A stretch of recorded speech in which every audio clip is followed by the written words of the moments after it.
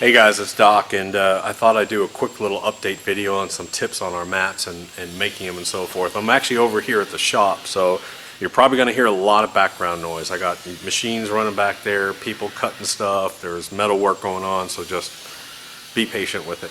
I'm gonna do a couple tips. This is sort of an update to our install video that I wanted to do.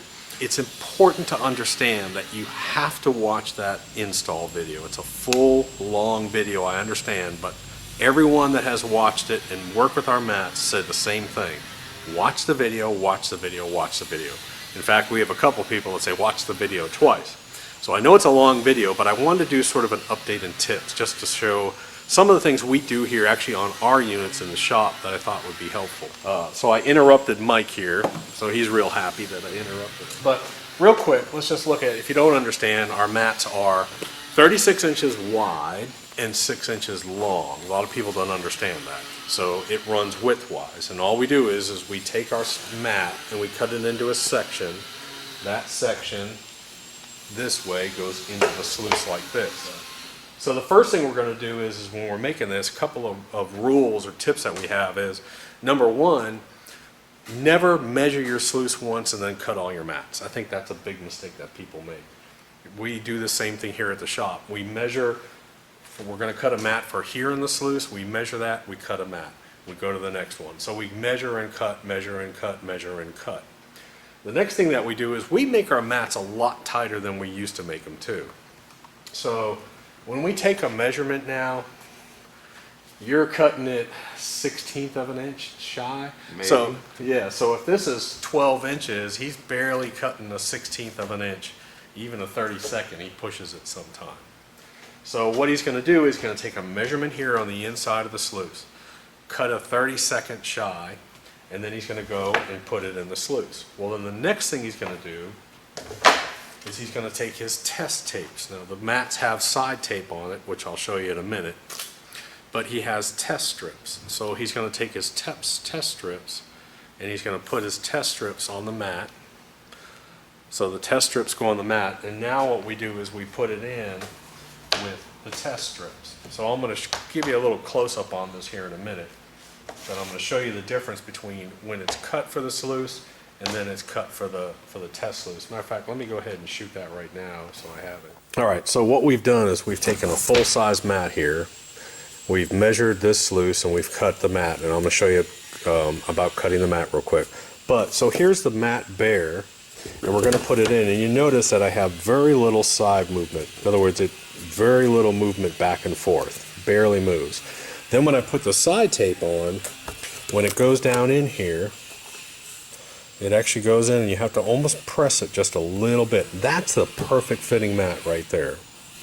And you can see that what he's done now is he's got all these mats here. Now he'll number these. You should always number your mats. But he'll number these mats right here and then we'll glue them up. But that's a real good tip on the measuring side. Now Mike, let's go ahead and let's cut a mat for this unit just out of that one there. So here's an important point about cutting these mats. So number one, safety first, of course. But what he's going to do is he's going to take this side and he's going to square this side up so that this side is square to this edge right here. So he's going to square that edge real quick.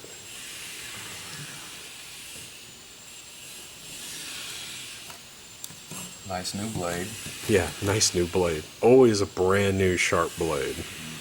And you always want to just let the knife do the work. You really don't press too hard on it. The other thing is when you get to this tail end down here, you'll notice that what he's not doing is he's not pulling that. He's just letting the knife just sort of just fall on that. Otherwise you get a little fishtail on it.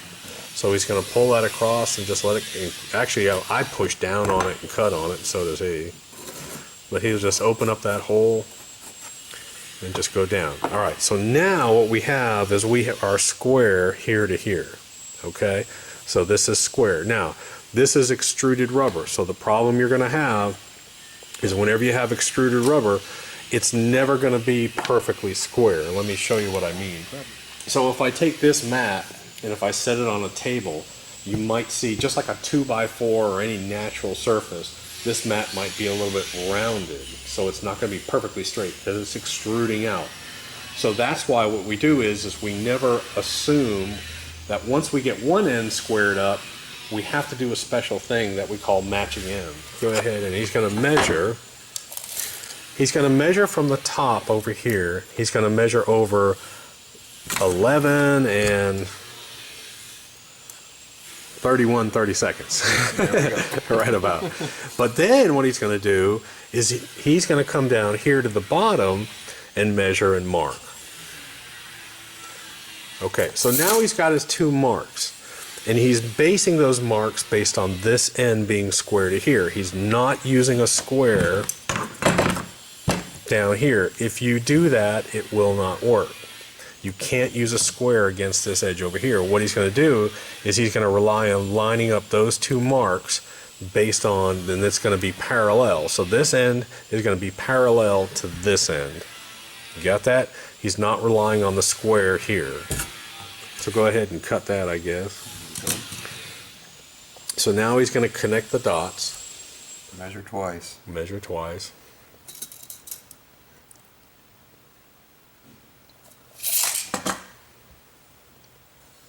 And not square.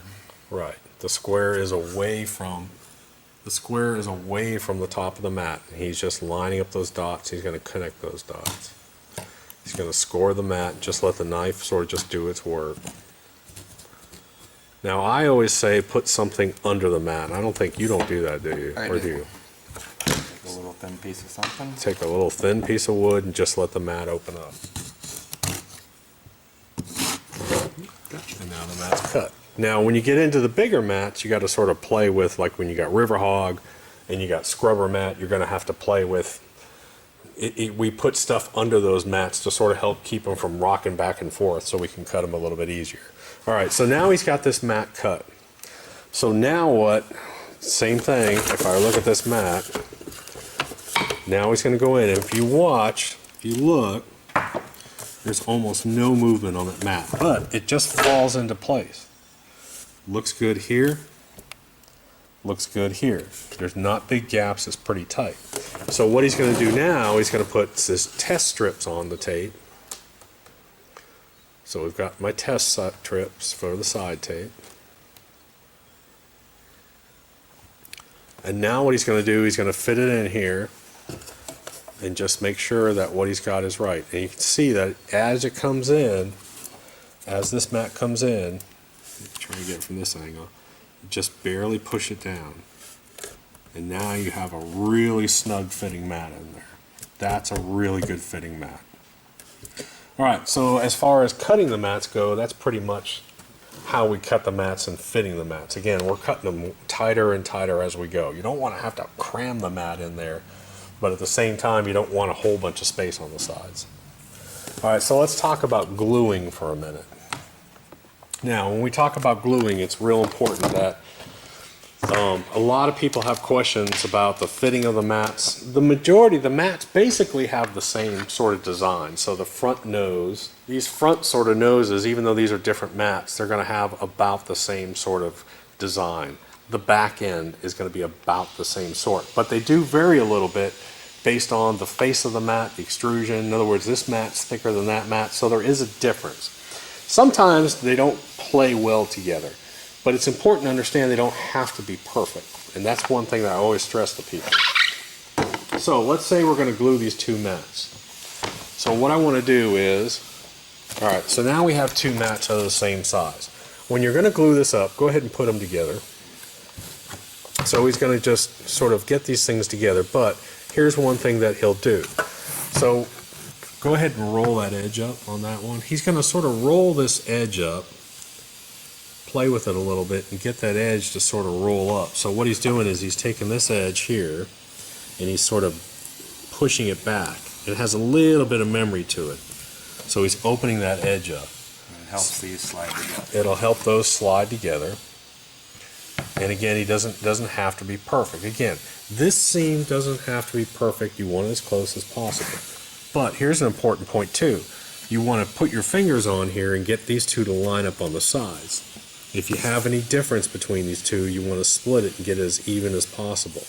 The reason being is if you have, when you go to put it in your sluice and you got one way off to one side, it's not going to fit right. It's going to go in there tight. So you want these little side pieces to be lined up. Now, as far as gluing these, there's a professional way to do it, and then there's the regular guy way to do it. I'm going to show you the regular way guy to do it. He's gotten to the point where a lot of these things, he can put glue on it, put them together, he's fast, he knows what he's doing.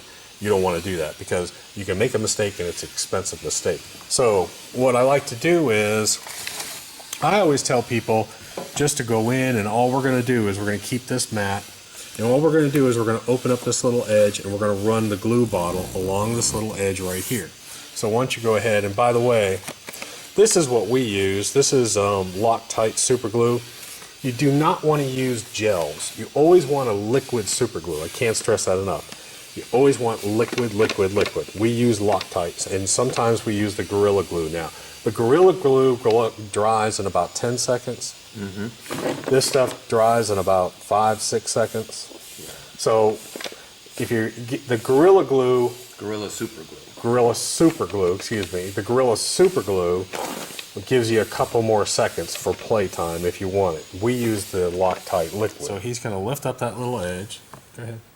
He's going to lift up that little edge, and he's going to run the bottle underneath it, and he's going to know, he knows how much liquid is going in there. So now that mat is pretty much done. So it's pretty tight. So he's not going to do. Now, one thing we don't want to see anymore is we no longer do a lot of bending of these mats. I prefer to see people just press down on here, right here. So he doesn't normally do this, but he's going to press down on there for me.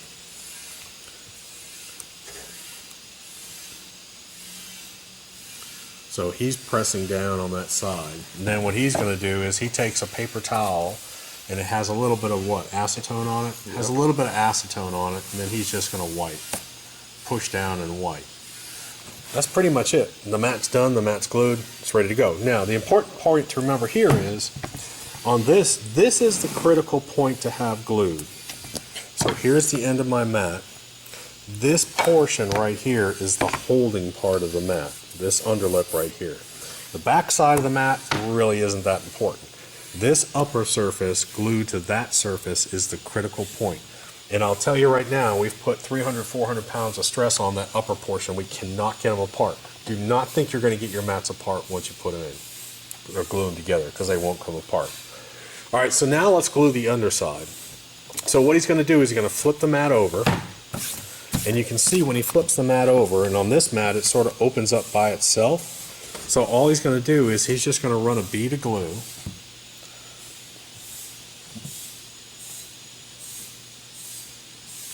He's going to run a nice bead of glue all the way down that edge there.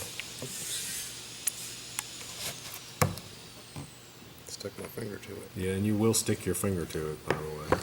And then all he's going to do is just going to put a little bit of pressure on there. Now you notice what he's not doing. He's not bending this mat up, and we're getting away from that. We want people to understand that we're not bending this mat way up. We just want a little bit of pressure in here just to sort of do that. Now what he's going to do, let's take a piece of tape. Now I always tell him, see all this glue that's on there? Leave that glue on there. Just go ahead and just tape over that glue.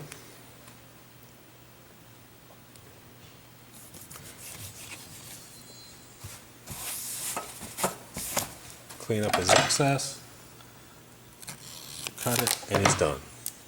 So now this mat is ready to go. So now he can turn it over, and now he can go put his next mat in. So now you understand what we're doing here is we go one by one, one by one, one by one. It's a pretty simple process. Now, if you're running your sluice for your first time, there's a tape-only method. Let me grab. What I'm going to do is I'm going to take a piece of, now this is Gorilla Tape, this is what you use, 2-inch wide Gorilla Tape. And for your tape only method, for your top section, you can use a little strip to go along the top. Instead of gluing it, connect the mats on the top with a small strip, and underneath put a big strip. Now what that allows you to do is that allows you to put your mat in your sluice system. It allows you to do a test run, and say, well, maybe I want to change my mat configuration. I don't like the way River Hog is running up here. I want it down further. I want scrubber up here. Maybe the sluice is a little bit faster. So that tape only method allows you to test it and run it. Now, you will not be able to reverse roll the mats and clean them out because the tape's going to pop apart. But it lets you see how that sluice is running before you go to the final step of gluing up your mats. You can switch them all around and change them. We have some people that leave it taped all the time, but you really need to glue it. Then, after you get done testing it, you want to take the tape all apart and you want to put those mats someplace really hot to dry. Because you want all water. You don't want any water on those mats when you go to glue. So make sure it's 100% completely dry. Water is a killer when you're applying super glue. Make sure that there's no sand in there. Make sure they're fully clean. Set them somewhere. I like to put them in the sun and just bake the crap out of them. Don't forget, now this is EPDM rubber. So, I mean, it's rated to 200 and something degrees. The sun doesn't hurt it. We have these mats running in Africa in the bright sun for years, and you just can't destroy it. It's the same material that goes on roofs. That's why it's so nice. I mean, this is a guy, Mike's the guy. Step over this way. Mike's the guy that he does almost all the mats for these units. So this is a daily basis what he's doing. He's one of the best mat makers I know. So what other tips do you know as far as working with them? The only thing I do sometimes, like if some of the mats do not come together so well on the backside. Hold on. Let me grab this too. Okay. Not that this is for example, but like if they don't touch, usually I'll open it up a little bit more and stick the glue down a little deeper. Okay. So you open it up just a little bit, get that glue to go down in a little bit. Yeah, because I know that this will not end up sealing. Right. So I'll just put the glue down in there a little bit more. A little bit deeper. Yep. On that one side. Yep. And then the other thing you can do, you were talking about this. Yep. Let's show that little trick that you do. We'll go ahead and glue this one, because this edge does not come together very well unless I do a little bit of a tip. Oh, do that again. Bring it back down. That's how it's staying together. So it's staying like that. So first of all, we got a gap in here, and it's not really wanting to come down. So what he's going to do is he's going to take this little piece of wood. After I put the glue in there, run the glue. And be careful, because that glue comes out faster than you think. Yes, it does. All right, Make so sure. now he's going to sort of squeeze it together. He's going to lift up this edge just a little bit and put a piece of wood here. Just to get that seam to come together. And that seam will come together nicely. And then you can either go across with this thing and you can push it down. Let's just give it one little push. I know you don't normally push it, but I like to push it. And then he's going to take a towel and he's just going to wipe off that extra glue, and he's done. So now, because we're using the Loctite super glue, I mean, this is going to be basically, this is done, this is sealed. As soon as you remove oxygen from super glue and rubber, it's sealed, pretty much. It's just seconds. So that's one important point about it. So this is now glued that quick. So now we can turn it over and we can do this side again. So he's going to open it up just a little bit, put the glue in.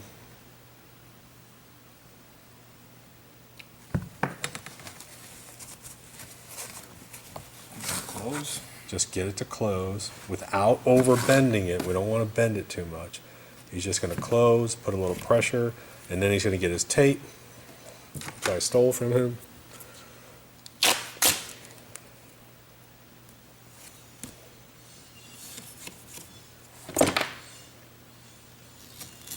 Great. All right. Now let's talk about the side tape.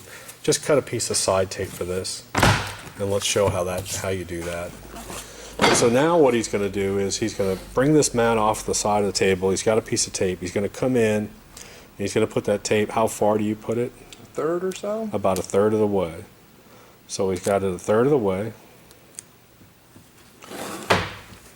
And now he's going to just fold in the side. Leaving just a little gap. Tiny little gap. Just you barely see a white line in there. And now that's done. And now this side tape comes up, once you trim it, and it'll actually seal up the edge here. So it actually, when you put it in your sluice, it actually takes up any imperfections in there. It'll also seal up any side losses in there, so it just makes it a nice firm tip. Plus, you also, especially like on this mat here, you can see these open grooves.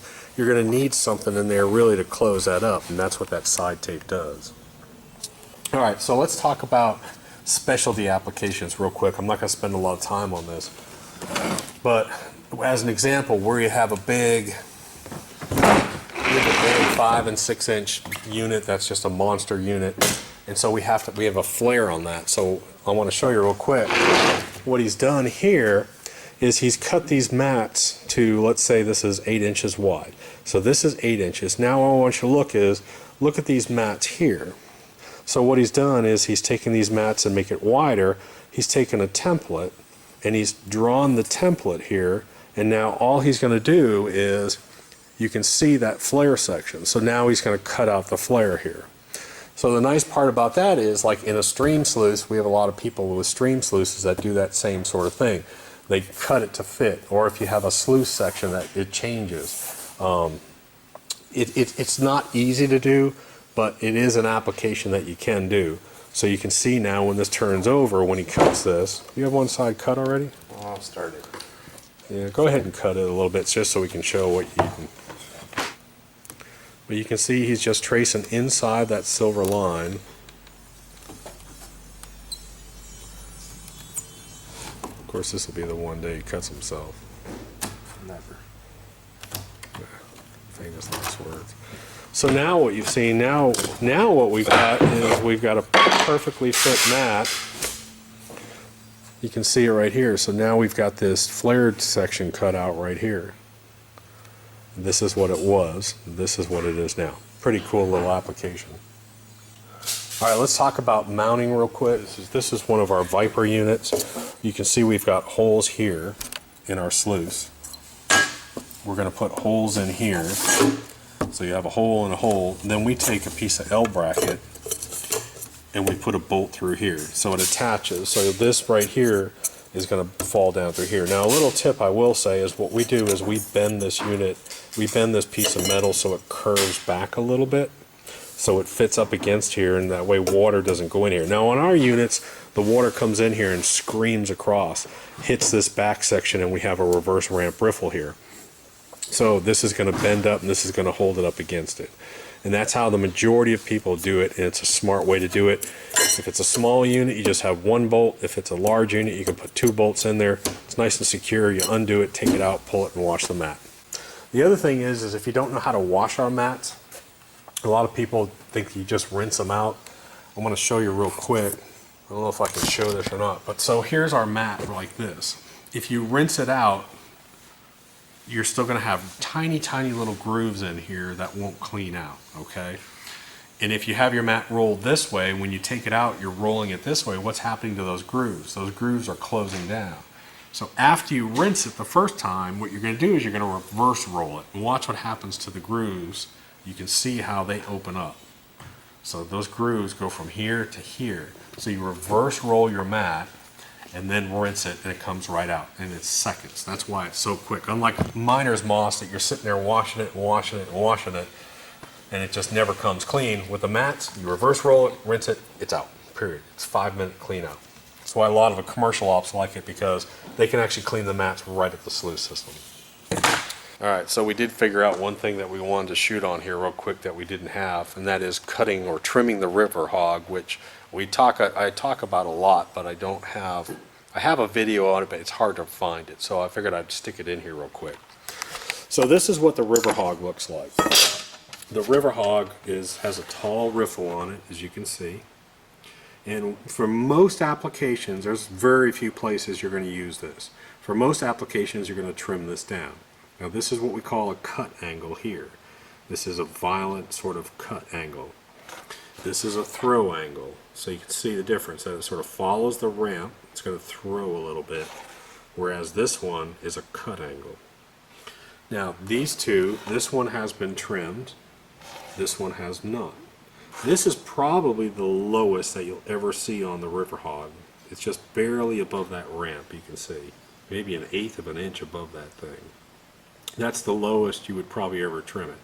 So what I'm going to have Mike do is I'm going to have him, he's going to take a piece, this is 5/8, we use different angle irons.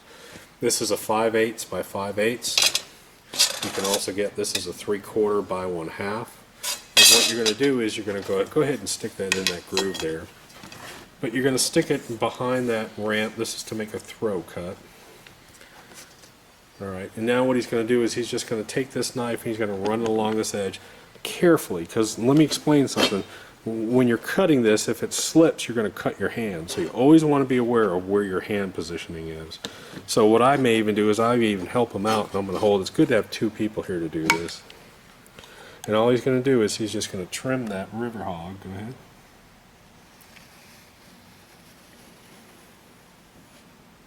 And when you get to the end, sort of stop. There you go. So now you can see what we've got here. So now the material is going to come up. You're going to have a deposit. You're going to have a sort of a dead zone here. You're going to have a dead zone here. It's going to sort of come up this ramp, and then you're going to have a vortex sitting right in here. And these areas are going to be scrubbing it too. So that's how we trim a river hog. I just wanted to show that because more and more, especially if you're running a dredge, grab me a piece of, you got a piece of talon? The majority of the time for dredges, what we're saying is, this is the configuration you're going to be running in dredges. You're going to be running trimmed river hog, talon, trimmed river hog, talon, alternating all the way down. This is a really good. Now we run this in 5 and 6 inch dredges, but the same thing. We've got it running in 3 inches. Just this is the perfect dredge system right here. So it's that cut river hog and talon alternating all the way down. Okay, one of the last things I want to just cover, I'm not going to go over this in depth, but I did want to make a mention of it, talk about this real quick, as far as the type of matting and a little bit of trick for your mindset to sort of choosing the right mat too. One thing that I wanted to talk to you about is the fact of a flow interruption mat versus more of a fast moving drop zone mat. So I want you to look at the UR mat as an example. And you can see that it really is kind of a smooth surface. It operates off of a drop zone. So material drops into these in exchange. Same thing with the bedrock. You really don't have any flow interruption. It's a fast moving mat. The scrubber mat is kind of a hybrid mat. So the scrubber mat actually is semi-smooth, but it does have a little bit of flow interruption right in here. Now we get into the downdraft. You can see that the downdraft actually has a ramp, a cutting riffle. Same thing, excuse me, that's razorback. Downdraft, same thing, has a cutting riffle. Talon, same thing, has cutting riffles. And of course the river hog, which has a large cutting riffle. One thing that I really want to stress to people is make sure that you have, depending on the flow, that you have a cutting riffle inside, a flow interruption mat inside your sluice. You don't want to run just all river hog, or excuse me, all UR or all bedrock. Let's say you don't want to just run UR and scrubber, UR and scrubber. You really want to have one of these flow interruptions, and you're going to match these flow interruption mats based on the velocity of your sluice. So let's say I had a stream sluice or a small high banker with running maybe 3/4 of an inch of water, something with moderate flow. I would probably use razorback, downdraft, but I also want to have talon. I really like to have talon inside almost every sluice that I have, period. Get a piece of talon inside of it. If I had a dredge, obviously I got real strong water flow. I'm going to go with a more aggressive matting system in it that can take the higher flow. And so I'm going to have river hog and I'm going to have talon alternating in it. UR is used typically under the header box or worked into areas where you want to have more of an exchange. Sometimes we like to put the bedrock, and we like to put the bedrock on the tail end of our sluice. If we have a long sluice system, we'll put some bedrock in there on the very tail end of it.